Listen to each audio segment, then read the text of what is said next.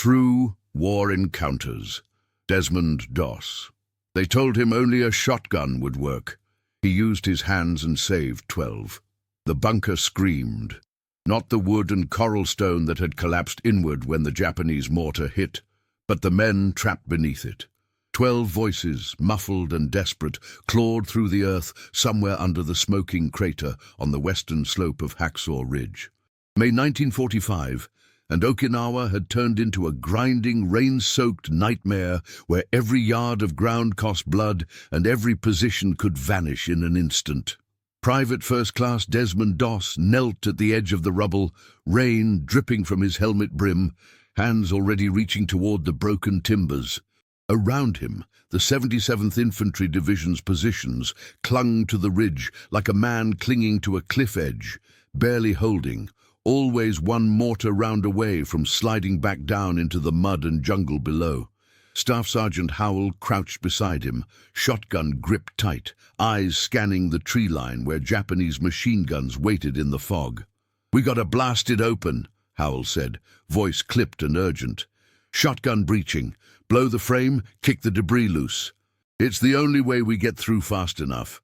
Doss shook his head, quiet but firm, his hands, already scarred from days of dragging wounded across open ground, pressed flat against a splintered beam. "No, we use our hands." Howell stared. "Doss, there's no time. We fire into the supports, force the opening, and kill whoever's underneath," Doss said. He didn't raise his voice, never did, but his hands didn't move from the wood. "You fire into that, you collapse what's holding. They die." Around them, riflemen pressed low in the mud, scanning for movement through the smoke. Somewhere beyond the fog, a Nambu machine gun chattered in short bursts. The Japanese were close, too close. Every second the squad stayed here, exposed on this slope, they were targets. But from beneath the rubble came another sound, a man's voice, hoarse and terrified. "Medic, medic, I can't breathe."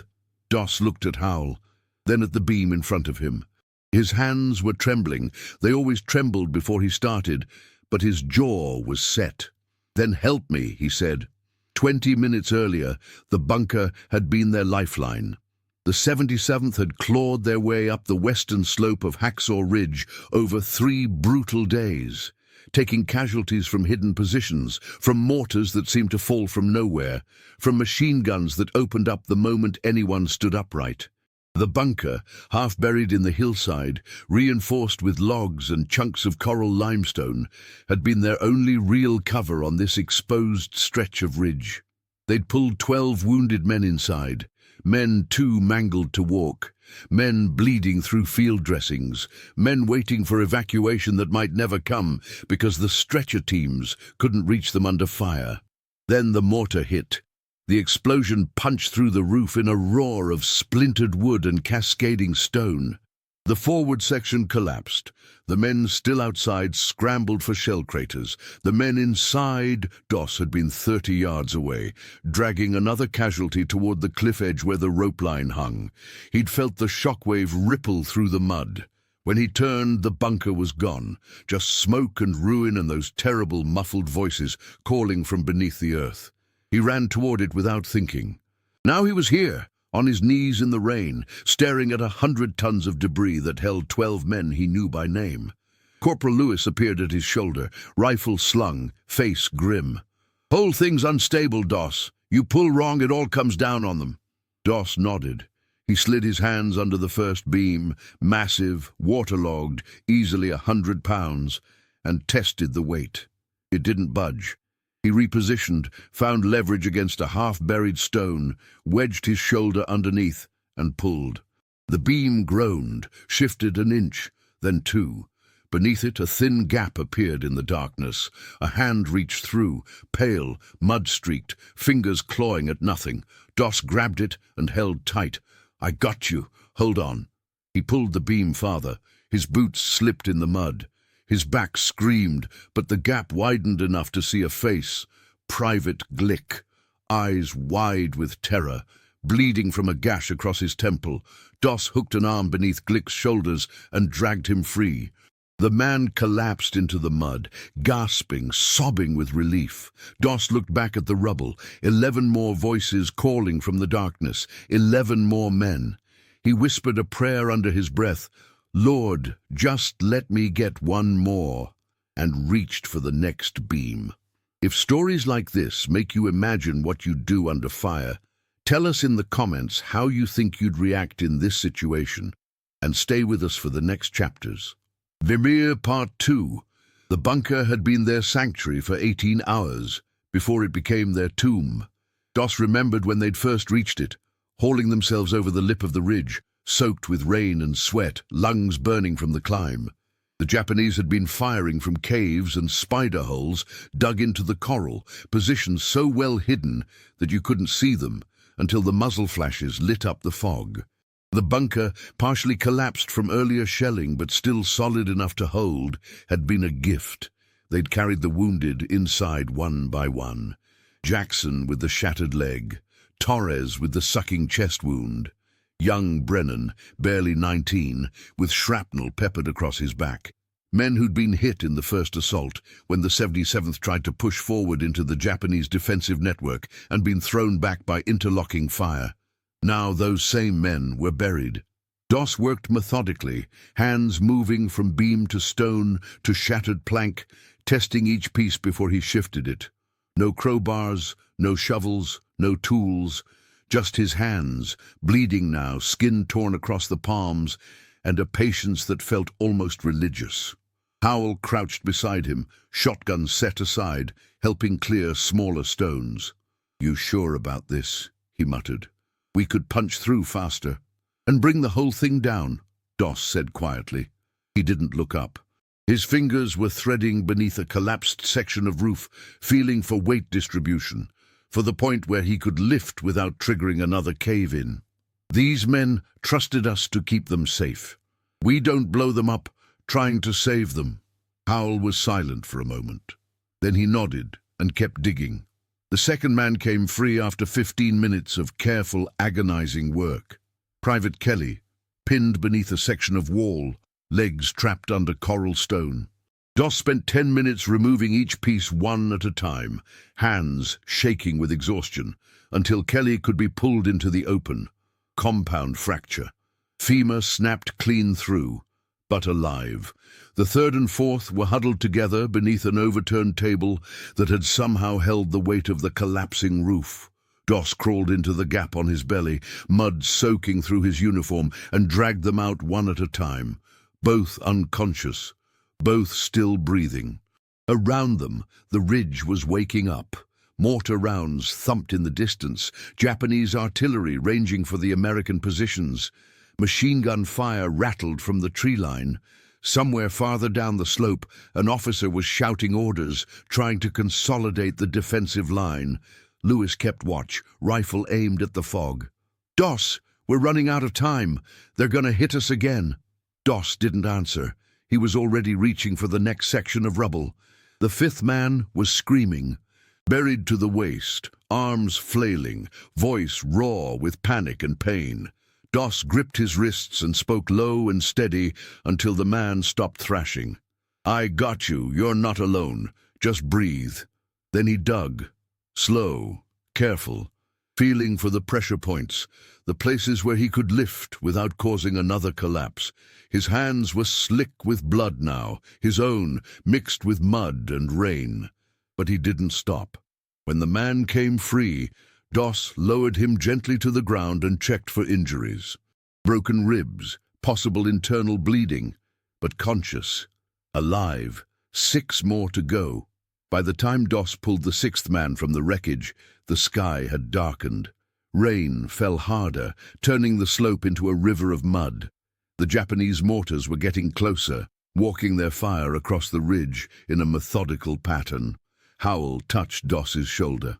"We gotta move. Company's pulling back to the secondary line. Captain's orders." Doss looked at the rubble. 6 men still inside. 6 voices still calling for help. He shook his head. "I'm not leaving them." "Doss, you go," Doss said quietly. "Get those 6 down to the aid station. I'll stay." Howell stared at him for a long moment. Then he turned to the others.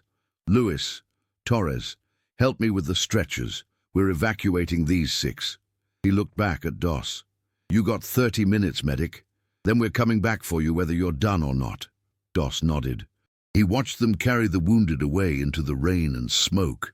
Then he turned back to the rubble, alone now except for the voices beneath the earth. Lord, just let me get one more. He reached for the next beam. Part 3. The 7th man was the one who changed everything. Doss found him wedged beneath a massive support post, barely conscious, blood trickling from his nose and ears. The post was too heavy to lift alone, easily 200 pounds of waterlogged timber, but there was no one left to help. Howell and the others were gone, carrying the first 6 wounded down the slope through the rain. Doss braced himself against the mud, dug his boots in deep and pushed upward with everything he had. The post didn't move. He tried again, grunting with effort, vision blurring at the edges. His hands screamed in protest, torn skin, exposed nerves, muscles pushed past any reasonable limit. But the beam shifted, just an inch, then 2. He held it there, shaking, and with his free hand reached beneath and grabbed the man's collar. Pulled. The soldier slid free, unconscious but breathing. Doss let the beam fall and collapsed to his knees, chest heaving. 100 yards away, Lieutenant Granger stood at the secondary defensive line, with a field radio pressed to his ear, listening to battalion demanding answers. How many casualties? What's the status of that bunker position? Are we holding or withdrawing? He didn't have good answers. The truth was that the ridge was chaos. Half the company was scattered across foxholes and shell craters. Communications were broken, ammunition was running low. And one unarmed medic was still up there in the smoke, digging through a collapsed bunker with his bare hands while Japanese mortars walked closer every minute. Granger had sent runners twice to pull Doss back. Both times the medic had refused. "Sir, what do I tell battalion?" the radio man asked. Granger looked up at the ridge, at the smoke and rain and distant flashes of gunfire. "Tell them we have one man still engaged in casualty recovery. Tell them I'm not ordering him to stop." The radio man blinked. "Sir?" "Just send it." Back at the bunker, Doss had found the 8th man, then the 9th. Both trapped in different sections of the collapse, both requiring agonizing minutes of careful excavation. His hands were unrecognizable now, swollen, bleeding, caked in mud and splinters. Every movement sent fire through his palms. But he kept moving. The 9th man, Private Scanlon, opened his eyes as Doss dragged him into the open. "You came back," he whispered, voice barely audible over the rain. Doss nodded, too exhausted to speak. He checked Scanlon for injuries, wrapped what he could with the last of his field dressings, and moved on to the next section of rubble. 3 more men, 3 more voices in the darkness. The symbolism of it settled on Howell slowly as he stood at the aid station below, watching medics work on the 6 men he'd brought down. They'd told Doss a shotgun would work. Blast the debris, force the opening, get in fast, but that would have been violence even in rescue. It would have been destruction to undo destruction, and Desmond Doss didn't destroy, he didn't kill, he didn't even carry a weapon. All he had were his hands. Those hands, torn and bleeding and trembling with exhaustion, had moved stone that should have required explosives, had lifted beams that should have needed a team, had felt through darkness for heartbeats, for warmth, for life. Howell looked at his own hands, calloused, strong, trained to pull triggers and throw grenades, and felt something shift inside his chest. He'd mocked Doss once, called him a coward for refusing to carry a rifle, questioned whether he'd be any use in real combat. Now, watching the medics work, counting the 6 men who'd been dead without Doss's stubborn refusal to use anything but compassion and patience, Howell understood. Sometimes the most powerful weapon is the refusal to use one. Would you follow the orders exactly, or trust what your own eyes and instincts tell you in a moment like this? Comment which path you'd take, and share this episode with someone who loves real human stories from history. Part 4. The 10th man was buried deepest. Doss had to crawl into the darkest section of the collapse, where the ceiling was barely 2 feet high, and the air was thick with dust and the smell of wet earth. He moved by touch alone, hands sliding over broken wood and jagged stone, following the sound of shallow, irregular breathing. His fingers found a boot, then a leg, then a chest, rising and falling in weak gasps. The man was trapped beneath a beam that had wedged itself against 2 support posts, creating a pocket that had kept him alive but also pinned him completely. Doss braced his back against one post, planted his boots against the other, and pushed upward with legs that felt like they might snap. The beam groaned, shifted, rose an inch. Doss held it there, every muscle screaming, and with one shaking hand reached down and grabbed the soldier's webbing, pulled. The man slid forward, pulled again, farther. Then Doss let the beam fall and dragged them both out of the pocket, collapsing in the mud as soon as they reached open air. The soldier, Martinez, he thought, though it was hard to see through the blood and dirt, coughed and opened his eyes. "I heard you," he whispered. "Heard you digging. Thought I was dreaming." Doss just nodded, too exhausted for words. He wrapped Martinez's worst injuries as best he could, then turned back to the rubble. 2 more.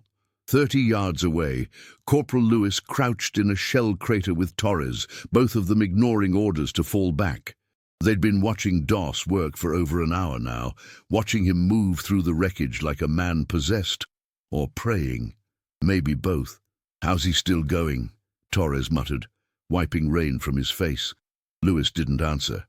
He was remembering something from weeks ago, back when they'd first shipped out to Okinawa. Doss had been sitting alone outside his tent, reading a small Bible by lamplight. Lewis had walked past, seen the medic's lips moving in silent prayer, and thought, that's not going to help when the bullets start flying. Now, watching Doss pull the 11th man from beneath a collapsed wall, hands destroyed, uniform torn, face streaked with mud and blood, Lewis understood that he'd been wrong. Prayer wasn't about protection, it was about endurance, about finding the strength to keep moving forward when every reasonable part of you was screaming to stop. Doss didn't pray for safety. He prayed for one more man, and then another, and somehow, impossibly, the prayers held. The 11th man was unconscious, barely breathing, pinned beneath a section of roof that had folded inward like a collapsed tent. Doss worked for 20 minutes to free him, moving stone and wood with hands that barely functioned anymore. His fingers wouldn't close properly. Blood dripped steadily from his palms, but he didn't stop. When the man finally came free, Doss checked his pulse, weak but steady, and wrapped him in a poncho to keep the rain off. Then he sat back on his heels and looked at the remaining section of rubble. One more man, one more voice in the darkness. The Japanese mortars were close now, so close that Doss could hear the hollow thump of the tubes, could count the seconds before impact. The ridge shook with each explosion, sending cascades of mud and stone sliding down the slope. Lewis appeared at his shoulder. "Doss, we gotta go. Now. Battalion's pulling everyone back." Doss shook his head. "One more. There's no time. One more," Doss repeated. His voice was hoarse, barely above a whisper, but there was steel in it. "I can hear him. He's still alive." Lewis stared at him for a long moment. Then he nodded and helped clear the last section of debris. The 12th man was silent. No screaming, no calling for help. Just faint, shallow breathing somewhere deep in the wreckage where the bunker's original foundation had partially held. Doss crawled in head first, squeezing through a gap barely wide enough for his shoulders, and found him wedged between 2 massive timbers. The man's eyes were closed, his lips were blue, but his chest still rose and fell. Doss grabbed the upper timber with both hands and pulled. Nothing. He repositioned, found leverage, pulled again. The timber shifted slightly. He pulled a 3rd time, using the last reserves of strength in arms that felt like they belonged to someone else. The timber rose. Doss held it there, vision swimming, and with his shoulder wedged beneath the wood, reached down and grabbed the man's collar. dragged him forward, inch by inch, until he could pass him back to Lewis's waiting hands.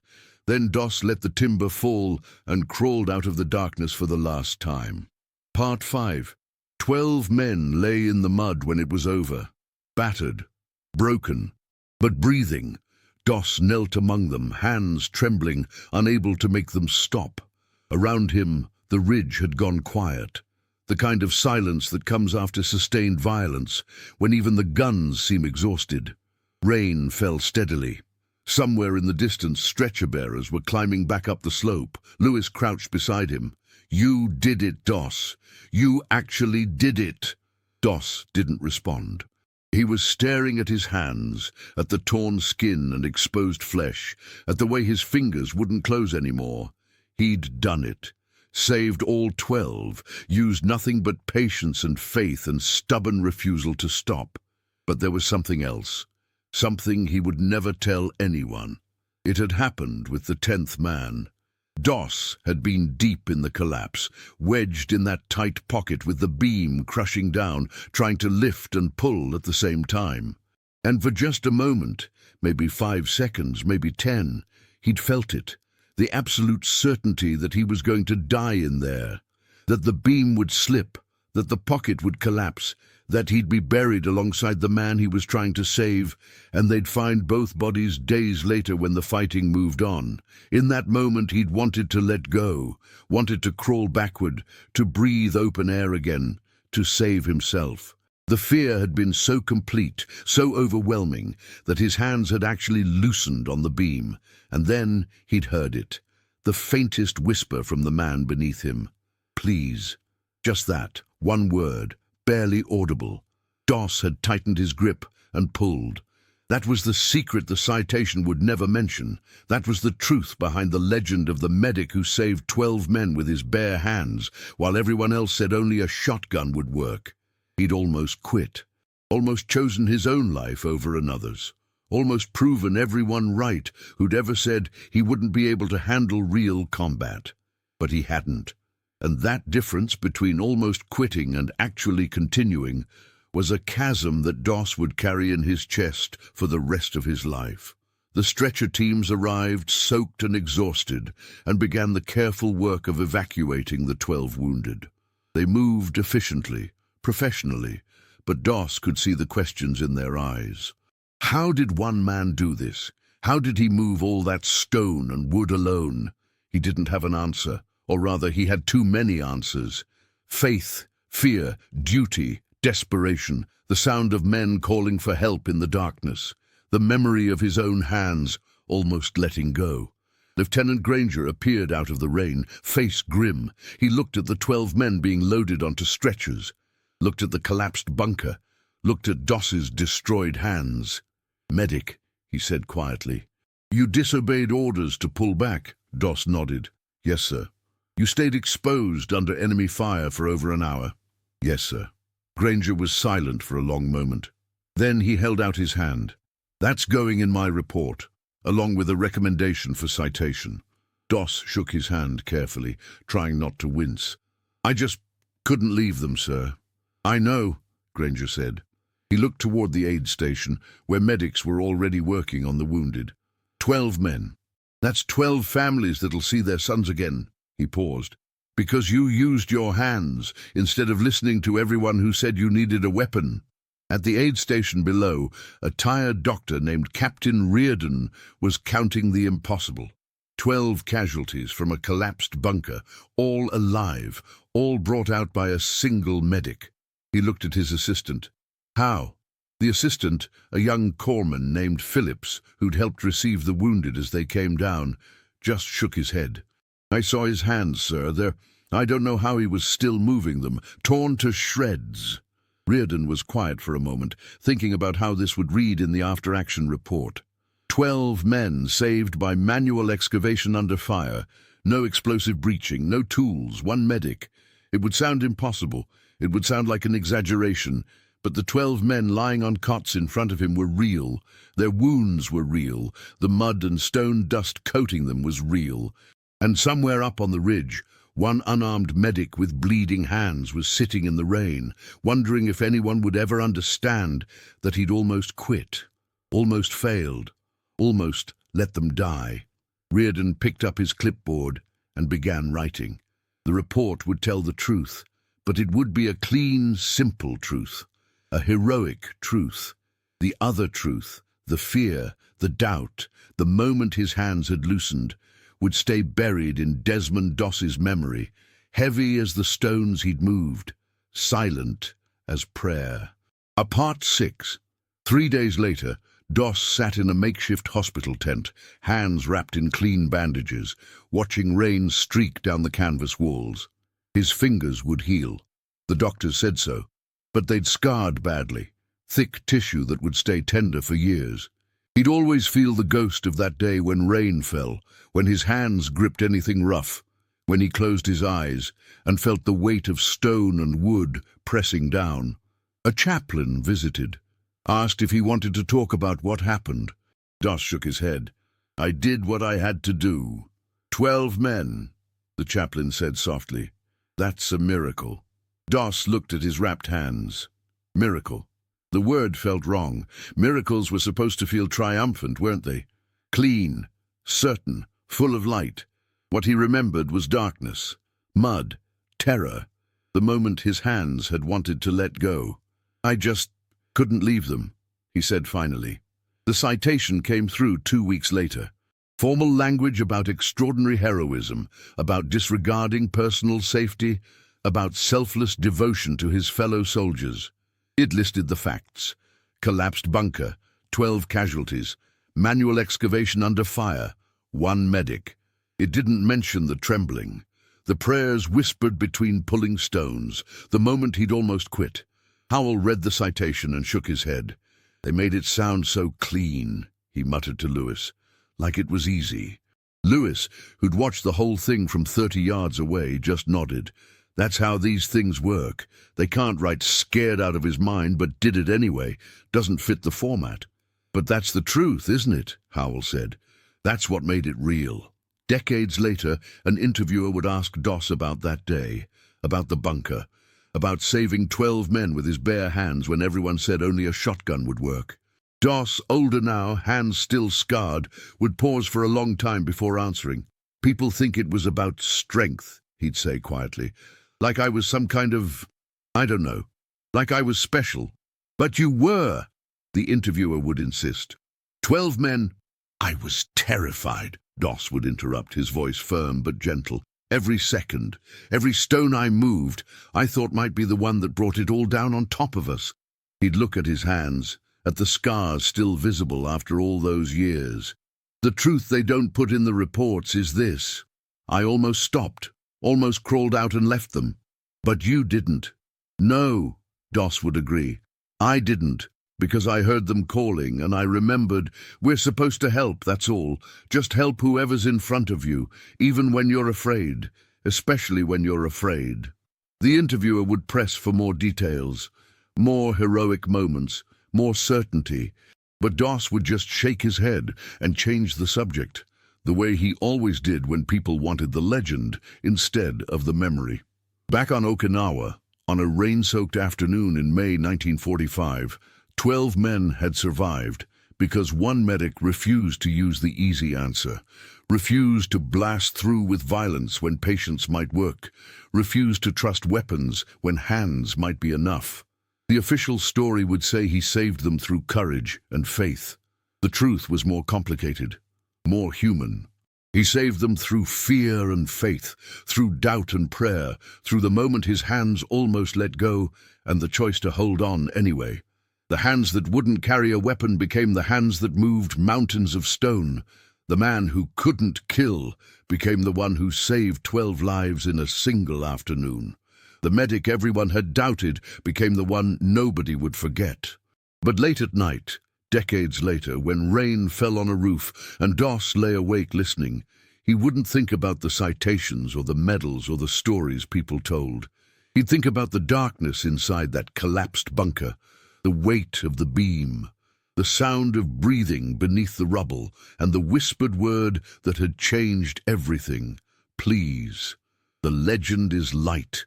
It floats through history, clean and inspiring. The memory is heavy. It stays in the body, in scarred hands that remember stone, in prayers that still come automatically when rain falls, in the quiet knowledge that heroism isn't about being unafraid.